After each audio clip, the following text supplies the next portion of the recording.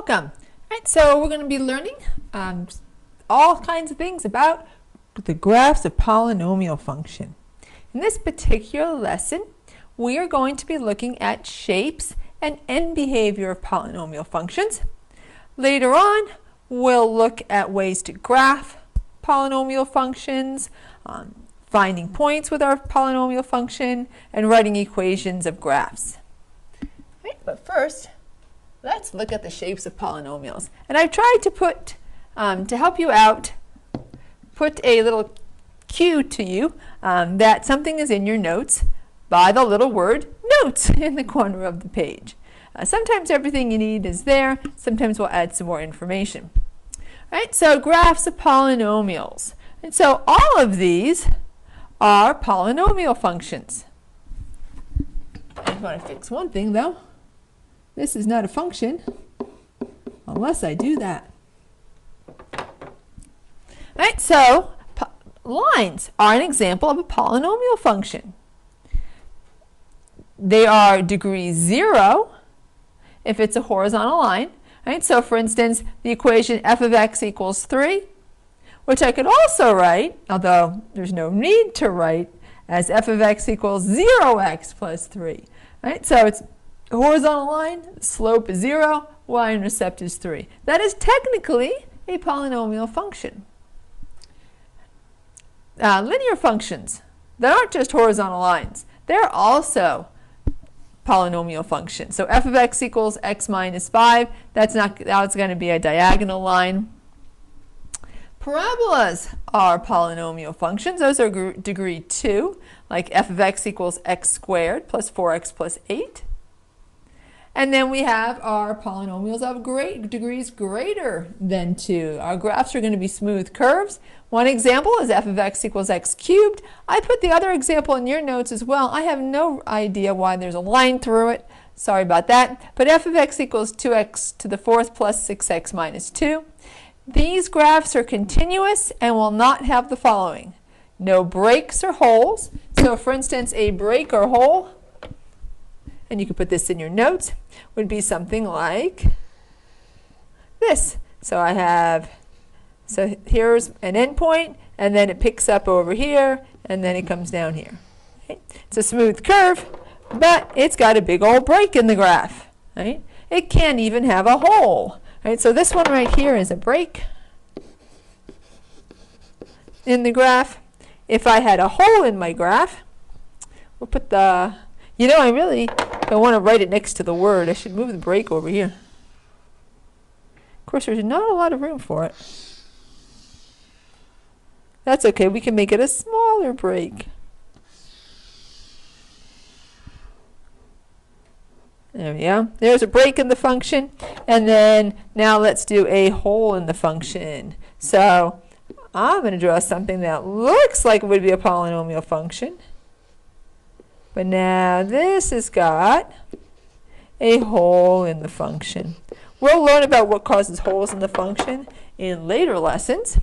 But holes are just something that our polynomial functions are not going to have.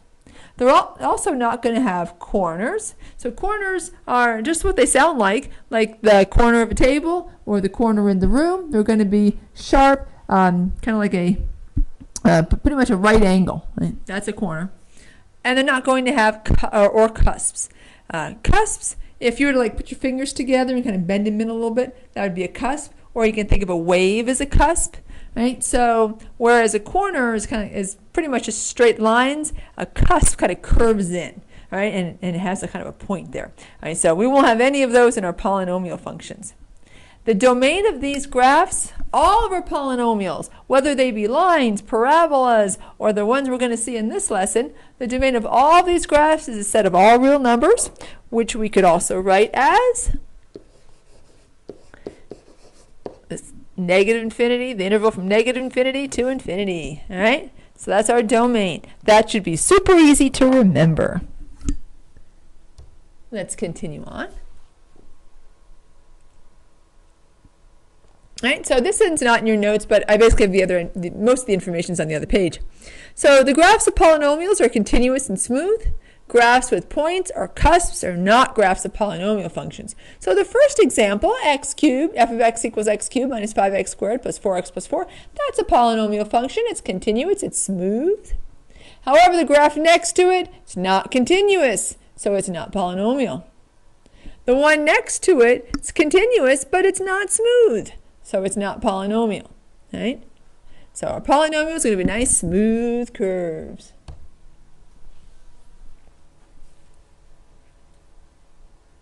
All right, so this one's in your notes, and all of it's in your notes, and then we're just going to fill in the information at the bottom there. So here we have 4x cubed minus 15x squared plus x minus 2. I put this in your notes because I thought it would help you to be able to learn how to determine the degree of a polynomial function, because that's actually going to become, and the leading coefficient. Both of those things are going to be really important as we go to graph polynomial functions, because the degree of a polynomial function will change what the graph looks like. The leading coefficient will change what the graph looks like. So we need to be able to identify those things. All right, so the degree of a polynomial in one variable is the highest power of the variable in the polynomial. And we're only going to be dealing with one variable. Right, so 4x to the third minus 15x squared plus x minus 2 has degree 3.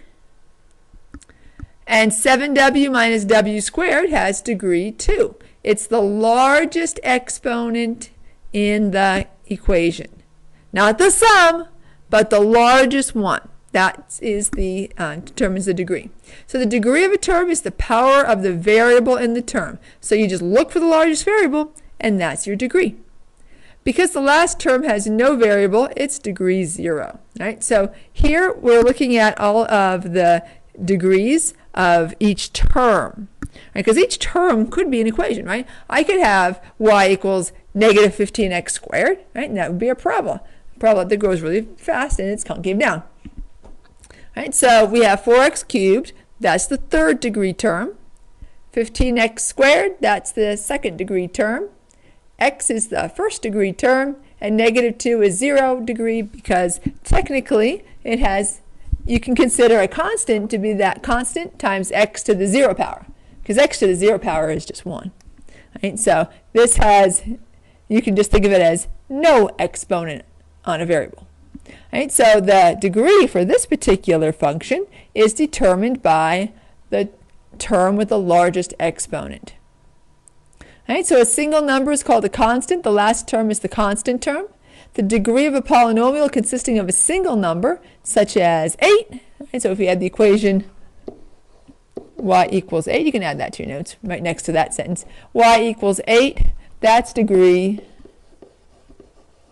0. Because I could think of it as y equals 8 times x to the 0 power, which is the same as just 8.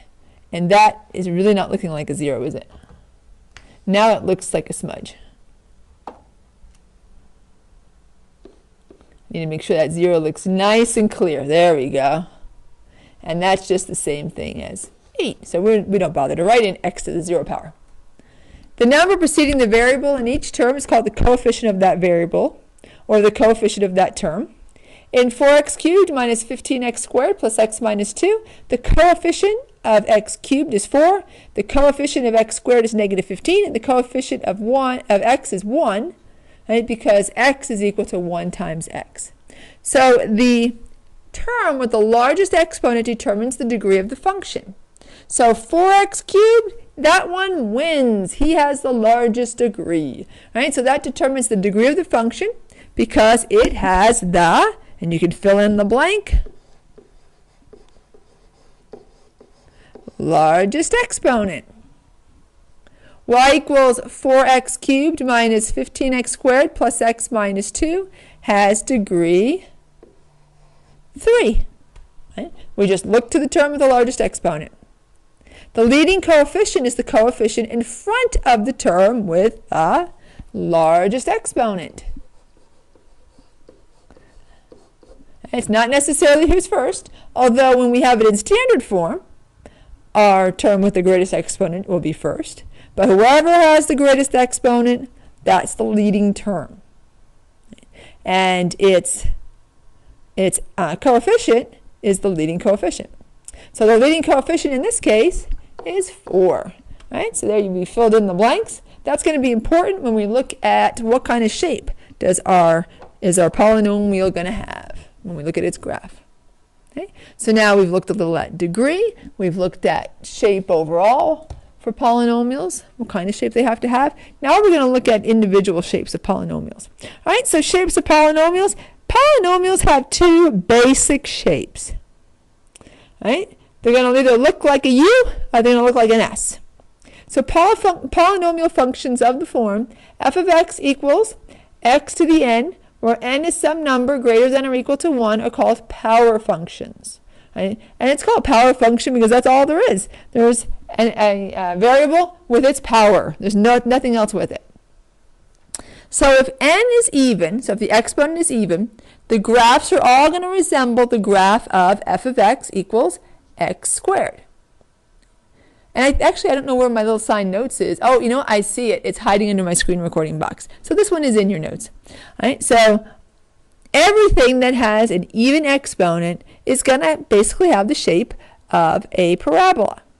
Right? So x to the 4th and x to the 6th. What's going to happen, though, is if as the exponent gets larger and larger, if n is even, the function is going to get flatter and flatter between negative 1 and 1 as n gets larger.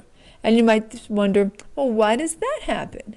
Right? Well, let's think about that. Let's take a number between negative 1 and 1. Right? So this is going to be the reason why. And we'll put it over here next to the flatter and flatter part. All right, so if I raise, let's take 1/2. That's a good number. All right, so 1/2 is between negative 1. Move that over a little bit. Is between negative 1 and 1. And actually, I don't know why I put an equals in there. Okay, negative 1 and 1. All right, let's raise 1/2 to different powers. All right, so and we're going to raise them only to even powers because we're looking at the even functions now. So 1/2 squared, for instance, that's 1/4. What if we take 1/2 to the 4th power?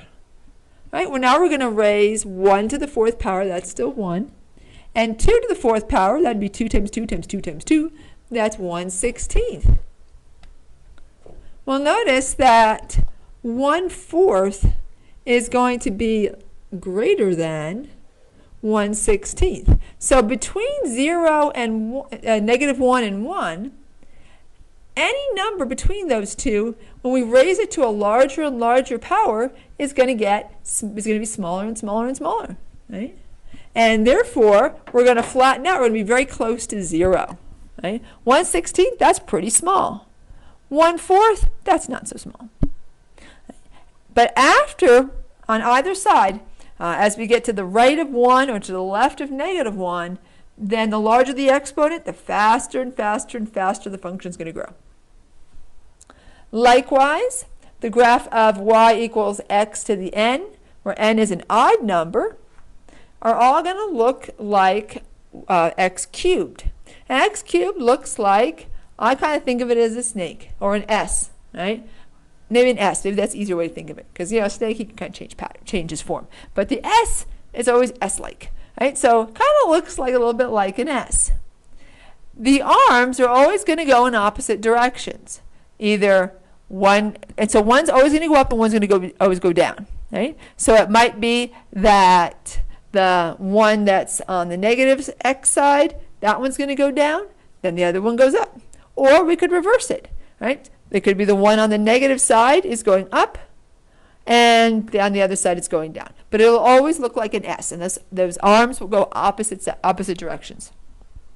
I don't know if they're really called arms, but the sides of the function are going to go opposite directions. And the same thing is going to happen when we get between negative 1 and 1. Right? As we raise something in that little space there, in that little interval, to a larger and larger power, the value gets smaller and smaller, so the function gets flatter and flatter. Let's use the same number again. Right? So again, negative 1, it is greater than 1/2, but it's less than 1. Let's raise 1/2 to the third power. Right? That gives us 1/8. What happens if we raise 1/2 to the fifth power? Well, then we get 1/32. Well, that's half as small as 1/16. Right? That's like take 1/16 and going half of it. All right? So definitely 1/32, that's much smaller than 1/8. Right? So every time we raise a number between -1 and 1 to a greater and greater power, we're getting smaller and smaller numbers. That's why it's flat, right? In between -1 and 1, right? And so I'm going to put a little star, I guess, on that, and I'll just kind of underline flatter between -1 and 1 as n gets larger, because that's the reason. We'll do the same thing over here. We'll put a little star on what we wrote, and we'll underline flatter between -1 and 1 as n gets larger, just so that makes sense. Okay. So we have our two basic shapes, right? But our arms can parabolas. Remember, if you think about a parabola, that's a graph we know the shape of. We know that the sides of the parabola, the ends of the parabola, they're not always both facing up, right? They could be both facing down. Right? So we're going to take a look at what determines if the sides of the polynomial both go up, so they both go down, if the one goes up and one goes down, and which one goes up and which one goes down. Right? And that's all coming up right in this podcast.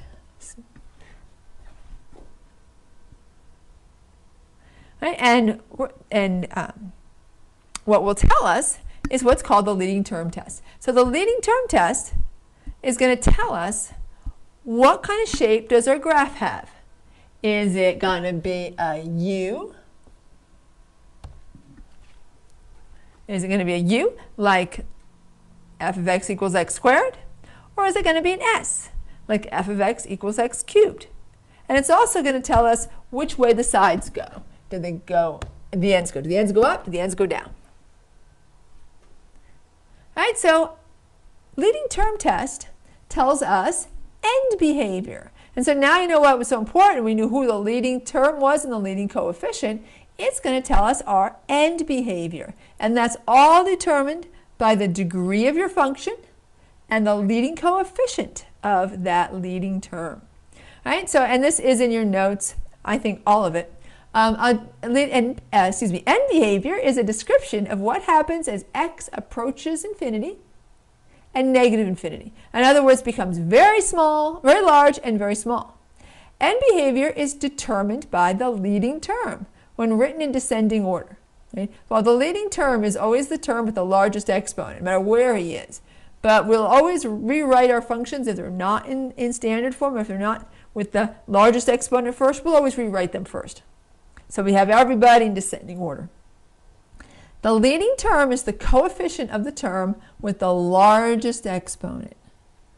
Right? So the leading term is the coefficient of the first term in a polynomial when the terms are written in descending order by degrees. Right? But no matter what, it is always the coefficient of the term with the largest exponent. So for example, in the quartic function, f of x equals -2x to the fourth plus x cubed minus 5x squared minus 10, that has a leading coefficient of -2, because x to the fourth is the term with the largest exponent, and it has degree 4, right? Because that is what the largest exponent is. I didn't put this in your notes, but that's okay. We're gonna cover something very similar on the next page. All right, so the leading term test, a subscript n just means any old coefficient, x to the any old power is the leading term of a polynomial, then the behavior of the graph as x approaches infinity or as x approaches negative infinity can be described in one of the 4 following ways. And I have this summed up on very, very shortly, and I think in more detail than this is even. All right, so if n is even and your leading coefficient is positive, like, and by the way, you can have more terms here than this. Right? I just listed the leading term, right? So there could be more terms coming, afterwards, right? On all of these, I just listed the leading term, right? So, for instance, x to the 4th, x squared, x to the 6th, 5x to the 8th, right? If it's even and it's a positive, your leading coefficient is a positive number, both ends go up. It's going to be concave up. And I shouldn't always say concave up because there can be little dribs and drabs in the middle there, right? So see the little squiggle portion of the graph? That's not determined by the test. So when it's a parabola, it would be concave up. But if it's one of the other powers, well, both ends are going up. I won't be able to necessarily call it concave up. Right, so I'll stop using concave up. But both ends will be going up. They'll be going towards infinity. And we're going to learn how to write that in proper mathematical notation as well. But right now we're just focusing on the shapes. If n is even and the leading coefficient is less than 0, it's negative, then both ends are going to go down. So for instance, like negative x to the 4th, negative x squared, negative x to the 6th, negative 20x to the 10th. And it doesn't matter what other terms are with that particular leading term, so long as they are smaller in degree, it will always hold this shape. If n is odd and your leading coefficient is positive, then your graph is going to look like an S, and it's going to start low and end high. Like, for instance, if the leading term was x to the 3rd, or x to the 5th, or x to the 7th, or 17x to the 9th. If the degree is odd, so the largest exponent is odd, but the leading coefficient is negative, it's going to reverse directions. And this time it's going to start high and end low. Like negative x cubed, negative x to the 5th, negative x to the 7th, 2x to the 11th. Right? So our end behavior, our leading term test or end behavior test, that's going to determine what the graph looks like at the end as it approaches positive and negative infinity. All of these graphs, remember their domain is all real numbers, they're going to keep on going. Okay? It doesn't tell us anything about the middle parts. But right now we're not going to worry about the middle parts. We're just going to worry about the end behavior.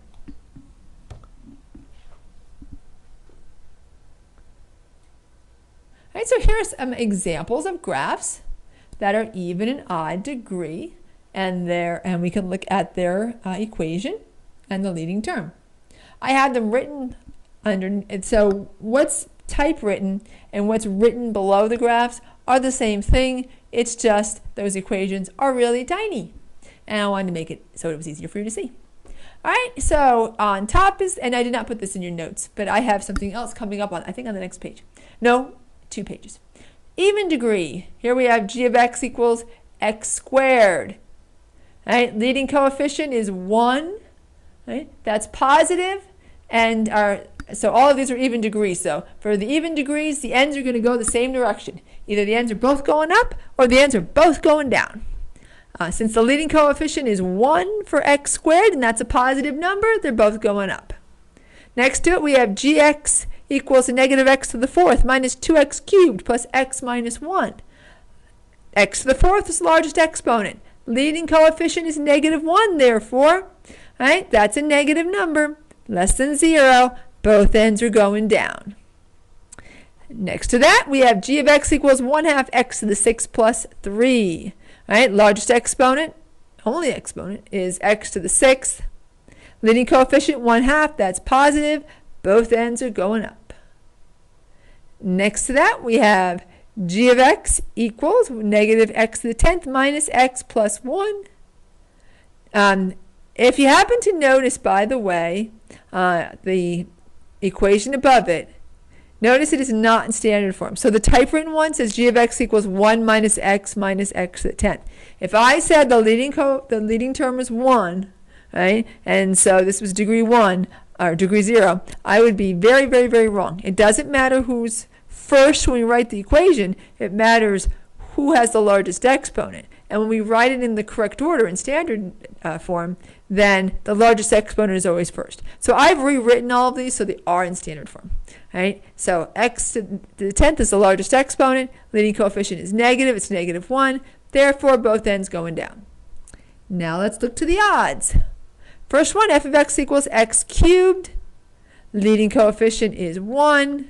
right? So it goes up, left to right, right? So it starts, one end, it starts low, ends high, or you can think of it going up, left to right. Then we have f of x equals negative x to the fifth plus 2x cubed minus x squared plus 4. Leading term with the greatest exponent is negative x to the fifth.